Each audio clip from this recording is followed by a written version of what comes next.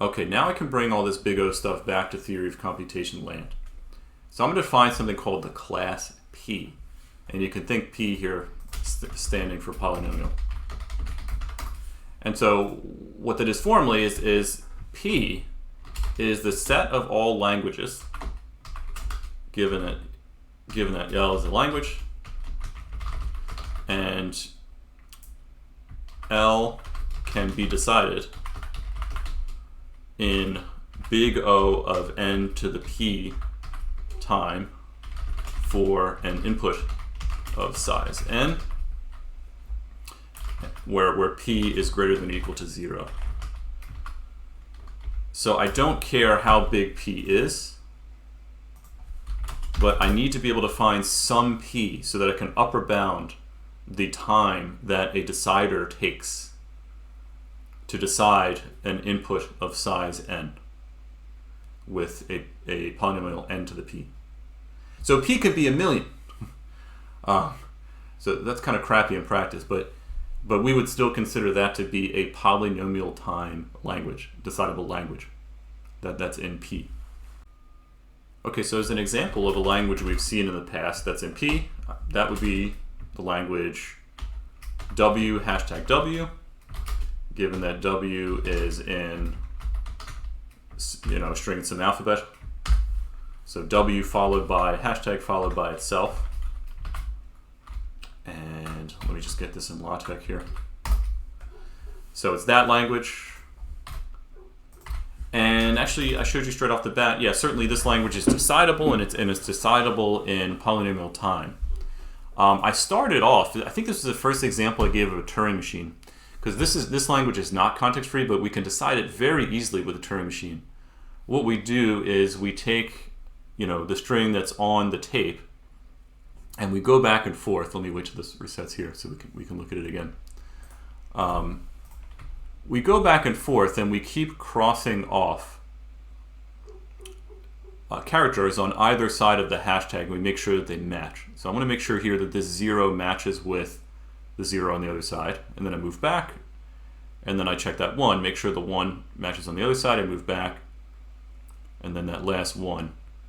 And then I make sure that it's just x's left on the right side. I've matched everything. So that's the idea. Now if I look at that decider, I have to keep going back and forth and back and forth and back and forth.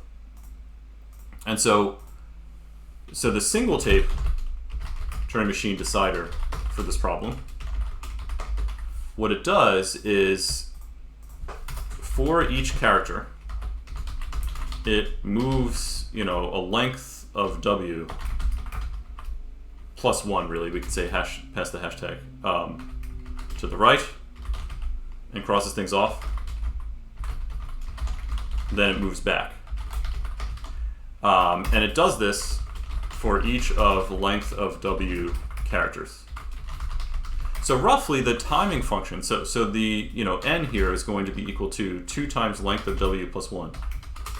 So if I'm being a little bit sloppy here, I would say the timing function f of n is approximately equal to, it would be, so this here, length of W plus 1, that's about equal to n over 2. But I do that I go back and forth, so that's actually n steps for every character. And there's about n over 2 characters. So this is about equal to n squared over 2. But we said we don't care about constants. So what we're saying here, we can prove that then fn is actually big O of n squared. So I load an input of length n onto the tape, and I should expect this algorithm to take big O of n squared time. But then later I showed you, okay, well, if we seemingly make our Turing machines a little bit more powerful, we can devise a multi-tape Turing machine that does a lot better. We copy the first half of the string before the hashtag onto the second tape, and then we can just walk straight through the first one and the second one in tandem. So let me zoom in a little bit here so this is clear. So I copy the first string onto the first tape, I back up, and I walk through these 2 strings in tandem. And that's actually just big O of n time. I don't have to do all this jumping back and forth. I could just walk straight through. And so, interestingly here is that we can decide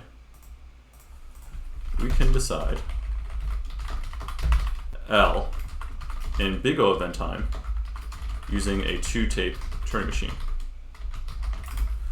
And so this raises a question, well, okay, that's a lot more efficient in practice, although they're both in P. And so a natural question that comes up is it possible that I could solve a problem in polynomial time with a multi-tape Turing machine, but then not actually be in the class P? Because when I say decided, I'm referring to a single tape Turing machine, right? So does switching to a multi-tape Turing machine actually make this more powerful in that sense? And the answer is no, actually, remarkably. So let me tell you what the idea is. So I'll say lemma here. So this is the multi-tape to single tapes complexity reduction. So I'll say, so the statement here is, if a language can be decided in T steps by a multi-tape Turing machine with a constant number of tapes, then that language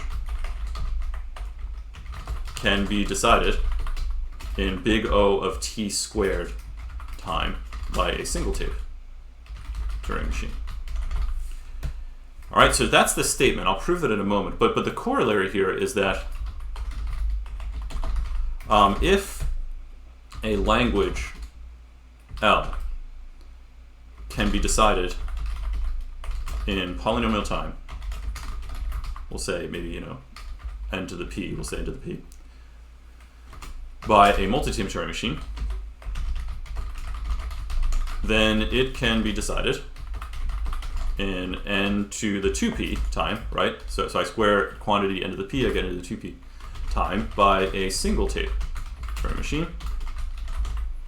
So therefore, L is in P if L is decided in polynomial time by a multi-tape Turing machine. Okay, so this is what I guess what I really started off caring about here. But I'm going to prove something a little bit more general by going back to the reduction from multi-tape to single-tape Turing machines. All right, so let's talk about this reduction again. And so you remember, okay, here's a 3-tape Turing machine I start off with. The way that you reduce this to a single-tape Turing machine is you got to come up with some way of storing all of the tapes on a single tape and also storing the delimiters between the tapes and storing where the virtual heads are. So storing all the tapes on one tape is not too bad if we just agree that what we're going to do is separate each tape by some special character that's not in the tape alphabet of the original multi-tape Turing machine. So we can recognize that character and say, oh, that means the end of this virtual tape here. The other thing we do is we take the disjoint union of the original alphabet with just some dummy character and then also this dot character here, because so basically we double the size of the tape alphabet, because what we want to be able to do is say, okay, if I have a dot on top of a character on the tape, so I'm going to use a different character here. That dot is going to indicate that is where my virtual head is. So I'll put a dot on top of this one here. And then my virtual head on this last one is on the first tape. Or in the first character there. So that is what this would look like. But we have to, this is how the data is stored, but we have to talk about how do we actually move the head on the single tape Turing machine along to simulate the action of all of these heads moving around, reading things, writing things, and then moving in whatever direction that they would want to move in, right? So this would be a bit of a nightmare to implement in JFlap, but I can describe it at a high level, what the reduction, the behavioral reduction here to make this happen. So I'm going to do something, I'm going to do something a little bit weaker than I did in class, but that still makes it happen. I'm actually going to start the single tape TM off with just the first character that is under each head. So here, if this is where the head started, I would actually start load onto the tape. I would just have a 1 with a dot, followed by a 1 with a dot, followed by a 1 with a dot. And I guess actually I should be a little careful. I'll put a hashtag on either side of these two so I know where I ended up here. So let me just move that over so the heads are in the right place.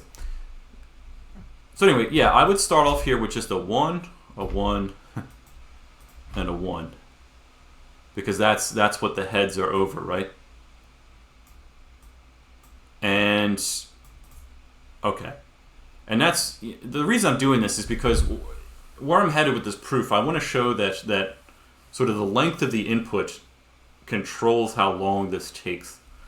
But I want to, or really that the length of the number of steps that this takes controls it, and I want to. It's possible that this machine doesn't walk through the whole input, so there's kind of a weird technical wrinkle in this proof.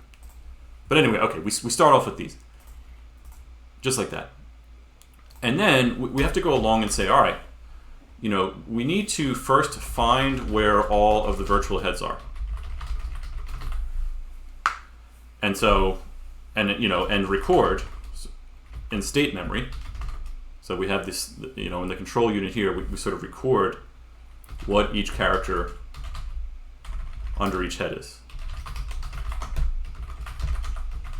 So here I would rewind the tape to the left, and then I would look through and say, okay, here's the first tape. Where's the dot? It's over the 1. Okay, now I'm passing on to the second tape. Where's the dot? It's over 1. Pass on to the third tape. Where's the dot? It's over 1. So that's step 2. It's just to figure out what the heads are over. Now you have enough information. Once you know where the heads, what characters the heads are over, you have enough information to enact the transition.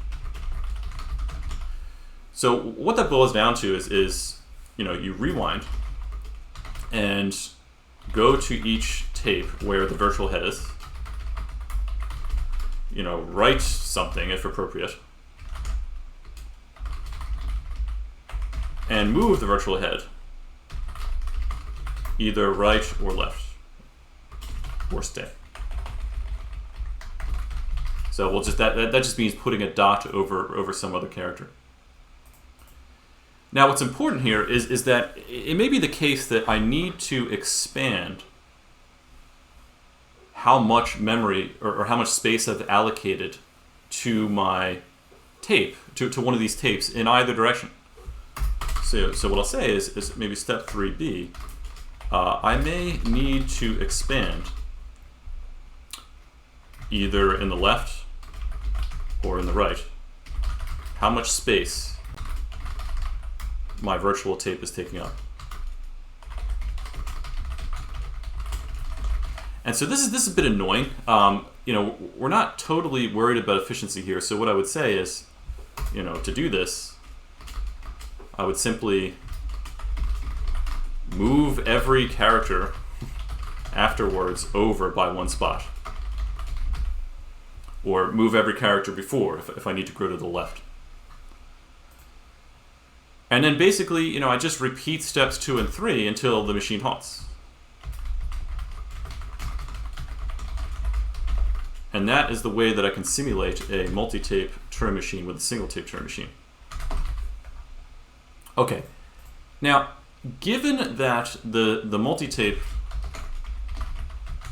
Turing machine takes t steps, I want to figure out how many steps each of these reduction actions takes. So actually, first of all, I can say because the multi-tape Turing machine takes t steps, that I'm going to loop through these 2 steps t times, right? So just to do a single step on my single tape Turing machine that holds the information here, I have to loop through this t times, right?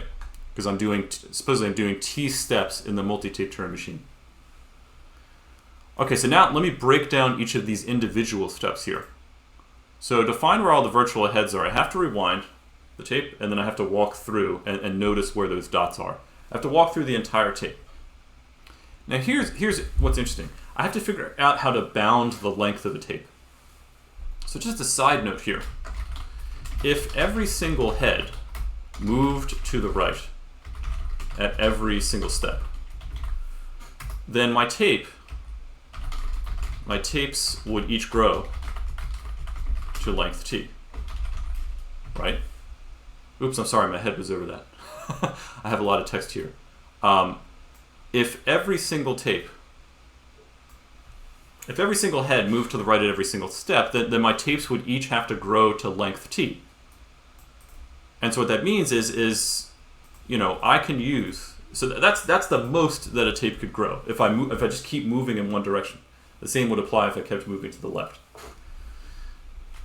So in that case, this means I can bound the length of a tape, of my single tape, by k times t, where k is the number of tapes I have in my multi-tape Turing machine.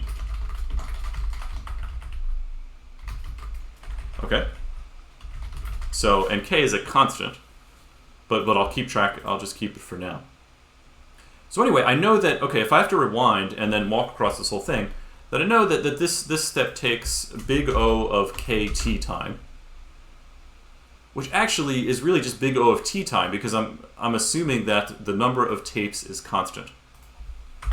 So step 2 there, to figure out where the heads are, takes big O of t time. Step 3, well, I have to rewind the tape again and I have to walk through the whole tape. And I may have to expand how much space a tape is taking up. But okay, but that I'm only going to have to expand, for at most for the k tapes. Each expansion takes t time, because I have to move the t characters over.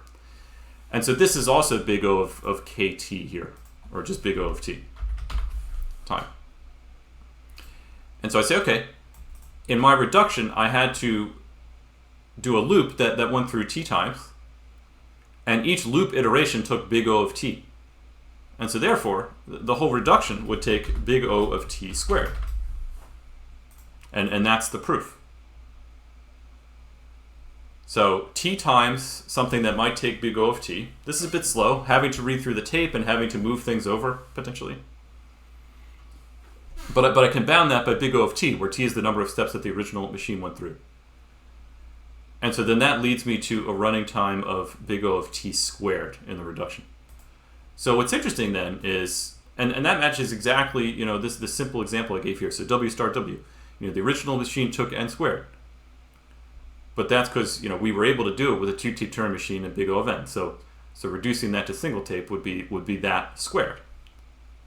But this is a more general idea. So it shows us that, if you can devise something to recognize or to decide a language in polynomial time, you can still decide that language in polynomial time on a single tape Turing machine, even if it was easier to think about on a multi-tape Turing machine. So I'll give you a little exercise on that just real quick to make sure that is clear. And then we will move beyond the class P. Okay. So there we are to start with.